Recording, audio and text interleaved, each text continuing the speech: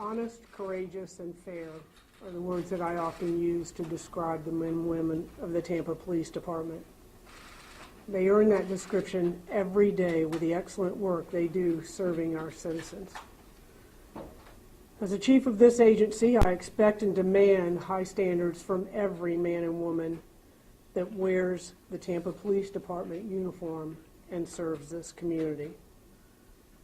So it is a bitter disappointment to announce today that we have terminated 2 Tampa police officers for 2 different cases of wrongdoing. One broke the law, and the other broke the code of conduct by conducting himself without professionalism or integrity. Neither deserves to serve in this agency that represents the very best in law enforcement.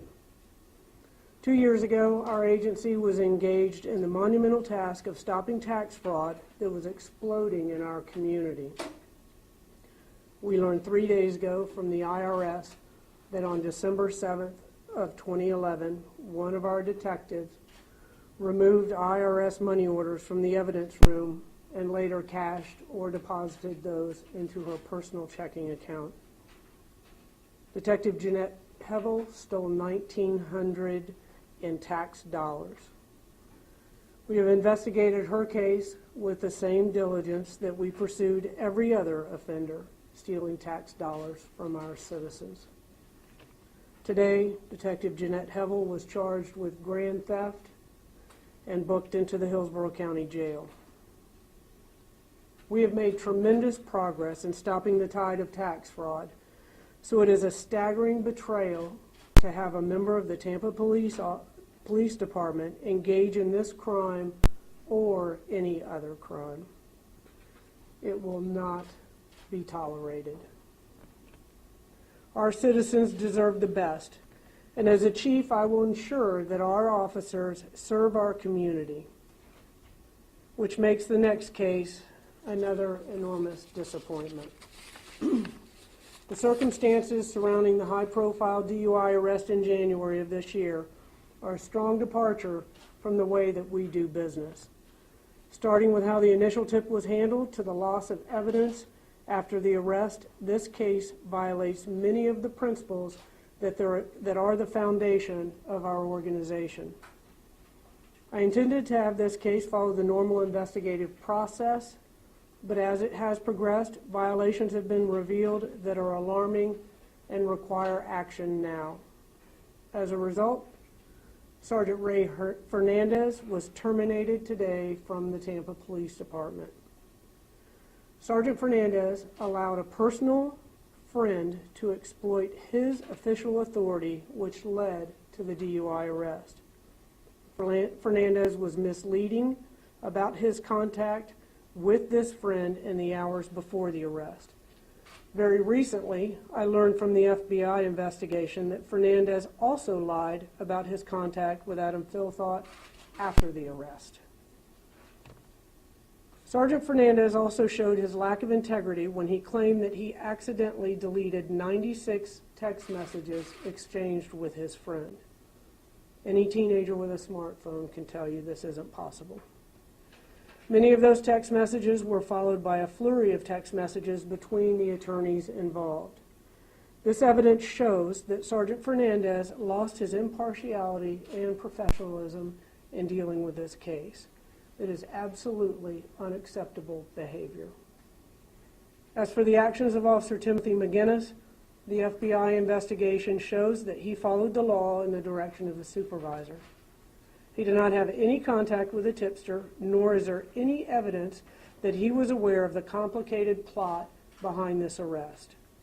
He arrived at the stakeout at 9:12 p.m. and was only involved for 45 minutes. He handled the arrest after his supervisor made the initial stop, which is standard in many cases. During the internal affairs investigation, we did determine that his conduct in an associated driver's license hearing was adversarial and unprofessional, and for that he was given a letter of counseling. This case is not about the actions of Officer McGinnis. The guilty party here is Ray Fernandez. When I swear officers in to serve our community, I tell them from that day forward they are held to a higher standard, and that each time they put on our uniform, they lose their individuality as they represent 1,000 other men and women who wear this uniform proudly. They understand that their actions, positive or negative, reflect on every officer, and they are advised to ensure that their actions always bring honor and pride. With that said, I can't convey the level of disappointment that I felt when the FBI investigation revealed that Sergeant Fernandez's role was significantly more than he conveyed to me, the organization, and to the entire criminal justice system. We are taking assertive action today, prior to the decision of the FBI, because we owe it to the integrity of the department and to the trust of the community that we serve. The facts speak loud and clear, and it is my job as the chief to ensure that we police ourselves and maintain the highest level of integrity, and that is exactly what I've done today. Now I'll take your questions. Can you clarify, where does the FBI probe stand right now? They are continuing in their investigation. It's a very slow and meticulous process, but they are moving along, and we are still working very closely with them. Back in January, you said you stand behind your officers 100%. Do you regret that? Mm-hmm. I don't regret that if I, hindsight's 20/20, but you'd like to believe what your officers say, but the information that I had at that time caused me to take that stand, and for that I'm clearly disappointed. Chief, you're taking action today, but is it possible that Ray Fernandez down the road could get his job back? That's always a possibility. They have arbitration process that they can go through. Highly unlikely.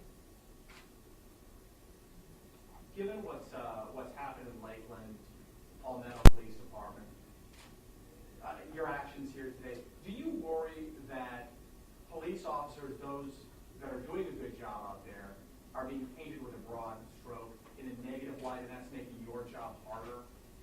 That happens, and that is the reason that I incorporate into every speech swearing in new officers the importance of maintaining the integrity of your uniform, because law enforcement is a very unique profession in that if an officer does something inappropriate, it reflects negatively on all law enforcement officers. But these cases are very, very rare exceptions and should not reflect negatively on all those men and women that go out and lay their lives on the line every day to protect and serve our community. You said that before you were going to wait for the FBI to take its, the procedure, I guess, the investigation to take its course. Correct. But was there something exactly that made you decide that he would be terminated today? What was it that... It was I met with the FBI, and the information that they gave to me that involved the text messages, the deletion of those messages, and phone records, the fact that Ray Fernandez lied about his contact with Adam Pilthought. Where do things stand with the audit of social policy? That's moving along very well. It's a very, very tedious process, but we expect that will conclude by the end of the year. We will have that wrapped up, and that the feedback that we get will allow us to make our DUI process even better than it is today. Anything that you can talk about already? Anything standing out already? No, not at all. We asked for an independent review, so all of that information was sent out. There's a number of cases, and it's going to be sent back to us, and then we will analyze all of that information. But we didn't get involved in the actual, we wanted it to remain independent. They were looking at some of Ray Fernandez's cases. They were looking at all of his cases, and then they took a sampling of, I believe there were in total 60 cases that we sent. But nothing has come out of that yet? No, nothing. With Detective Havel, why did it take so long, almost 2 years, for this to start? Well, It's a unique situation because in our property room, we have a series of checks and balances dealing with evidence, clearly. And it is usually a year cycle at most where evidence either goes to court, it's returned to the owner, or it's destroyed. In this particular case, this property, this evidence belongs to the IRS. And as you're aware, when we first started these tax fraud investigations, we were flooded with them. And so all of our resources, the IRS, Secret Service, all of those resources were focused on trying to stem the tide of these tax fraud cases. And the IRS, since we've just recently been able to get our arms around that, the IRS now is focused on returning those dollars to the taxpayers. So when their civil group came to find that property, that's when it was determined to be missing. And in the past, officers would pull over cars, find evidence of tax fraud in hotel rooms, find ledgers, money orders, green cards, identification, and all that information, or all of that evidence was put into the property room for safekeeping, but there weren't criminal charges that were associated with it. So it was in there in an inactive state. Does this believed to be the only time she's done something like this? Well, as I said, we are looking at every encounter that she has had in the property room and with any evidence to ensure that there haven't been any, but I can tell you that my 29 years of experience with the police department, that thieves usually don't do it once. Did she have any negative reviews or anything? Not at all. Stellar career at the Tampa Police Department. How long has she been there? She's been here 26, 27 years, since 1986. When was her originally I don't know. He's just, I don't know his exact, I believe it was September, will be 20 years this September. Did you speak to him? You know, I did not speak to him today. I've spoken to him in the past. I did speak to Detective Hevel. you spoke to her. Mhm. What did she say? Anything? She's clearly remorseful.